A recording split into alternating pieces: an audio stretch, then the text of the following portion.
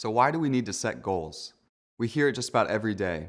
I was doing so well, but then I had a weekend getaway and honestly, I ate like crap and now I can't get back on my healthy meal plan. Or how about this?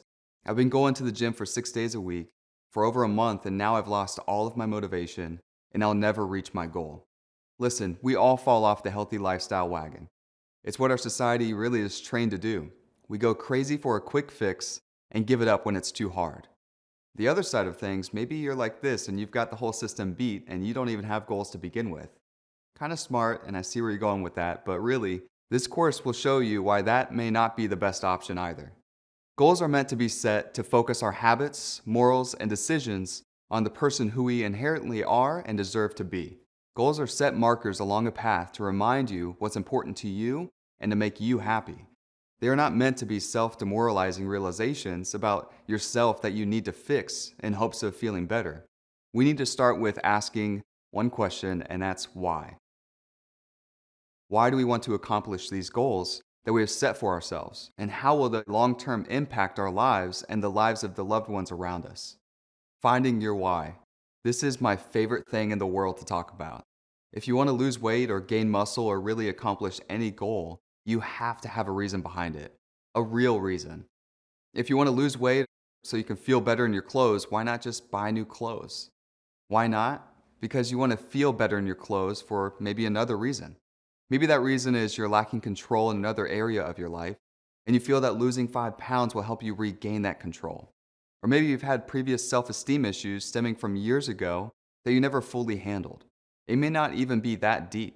Maybe you want to gain muscle because you have had knee pain, and if that knee pain goes away, you can actually enjoy hiking more, which you previously weren't able to do. Every person will have a different why behind their goals. But I've noticed over the years that sometimes it's painful to acknowledge your true why. Right now, I want you to write down your goals. Do it. Really. Pause this video right now. Write them in your phone, on a piece of paper, whatever you have to do, but write down your goals. Because for the next step, they need to be written down somewhere. Now, next to each goal, write the word why. Why do you want to accomplish this goal? Why is that goal important to you? And why will that goal change your life? But now comes the tricky part. The part that will decide whether or not you are fully able to dive in and focus and accomplish these goals. Look at your answer to the questions and ask yourself again, why? Can you go deeper with this? Is there more to the story than you're initially writing down? Are there more levels to your why answer? For example, you might be saying, I wanted to be thinner to have better self-esteem. What your new goal could be is I want to have better self-esteem. So to get that, I will live a healthier lifestyle and exercise more. Now that you've come up with your true why, write down your goals again. Have they changed? Now the other fun part. Figuring out which parts of your current lifestyle are in line with these goals and really which are not. When looking at our current lifestyles, there are two things that affect us all in some way. And this is what we need to learn how to navigate. Number one is family and friends. Sometimes we give up our goals and time to take care of the people we love the most. The question we need to ask ourselves is, how can I help myself to better help others? When we're tired, overweight, and sick, we can't be our best selves for those around us and those that we love. How are we supposed to give any energy or love to those around us when we have none for ourselves? Focusing on your goals for 1 hour a day will instill the self-confidence you need to keep progressing and positively impacting those around you in the long run. Your children will see that setting healthy boundaries can be a priority, and they will be more likely to incorporate this into their daily lives once they are on their own. Maybe your kids and loved ones are a part of your why. You'll inspire your family and friends and improve the quality of time you spend with them. The next one is work. Working to make money is crucial, but what we're seeing today is just flat out extreme. People are working so much that they have no time for their health, their family, or social lives, let alone personal goals. But what if my goal is to make more money? It's hard to change your work habits. However, redirecting some of that time and energy into your health could actually improve your productivity at work and end up making you more money. The most successful people in the world understand that exercise and healthy eating habits are part of what makes them successful. Your goal may not need to be health-related, but a healthy lifestyle makes all the goals easier to accomplish. Look at yourself right now. Write down each hour of the day where your attention is at that time. Do it for everything. eating, working, relaxing, helping others, exercising, and everything else. Highlight the things that you're doing daily that are getting you closer to your goals. Keep those. Cross out the things that are keeping you from your goals. Work to over time eliminate some of them so that you have enough time in your day for the people and activities that best serve you and your goals. So let's create an action plan. Now that we know our why and what may or may not be serving us in our daily lives, it's time to set the parameters on our goals. Yes, this is another pause the video and write stuff down moment. There are many ways to set goals, but they need to have certain parameters. Look at your goals you have written right now and modify them. Is your goal specific? What do you truly want? You say you want to lose 30 pounds, well, why? If you say to look good, you'll probably fall off the wagon in your second week. If you say you want to lose 30 pounds to ward off type 2 diabetes and live a healthy life for your family, well, then you've got something more specific. Can you measure it? When it comes to losing weight for better health, you can track this weekly to see if your efforts are working with not only the scale but other progress markers like measuring your waistline, clothes fitting better, or just noting your energy and if it increases over time. With any goal, you need to be able to measure your progress so that you can see a change and stay motivated. Let me ask you this, is it realistic? Losing a lot of weight is achievable if you have the weight to lose, but it isn't attainable in a week or a month. If you're losing weight this quickly, it won't be sustainable weight loss, and your body will most likely rebound and gain it all back.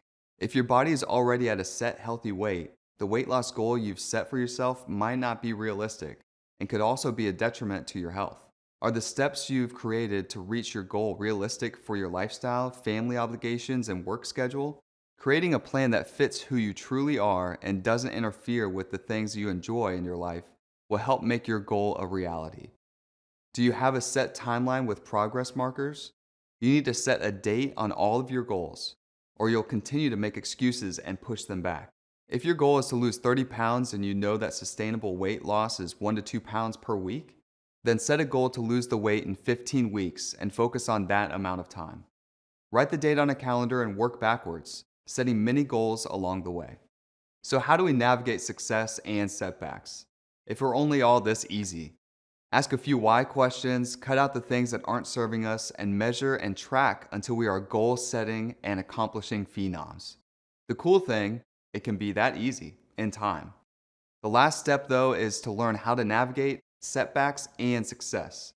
Yes, I did say success, because with success can come pushback from other areas in your life that you really didn't expect.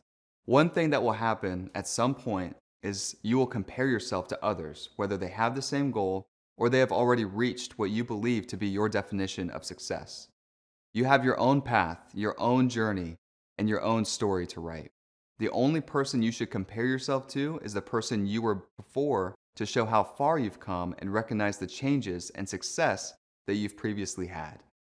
One that seems to confuse a lot of people is pushback from loved ones because you're doing something different. Your loved ones most of the time want to see you happy and accomplish those goals you have set for yourself.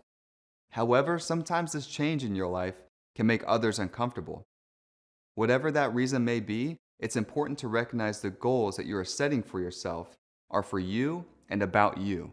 If others feel threatened or push back against this new you, stand your ground. If the goal is truly your why goal, they will come around and be supportive in the long run.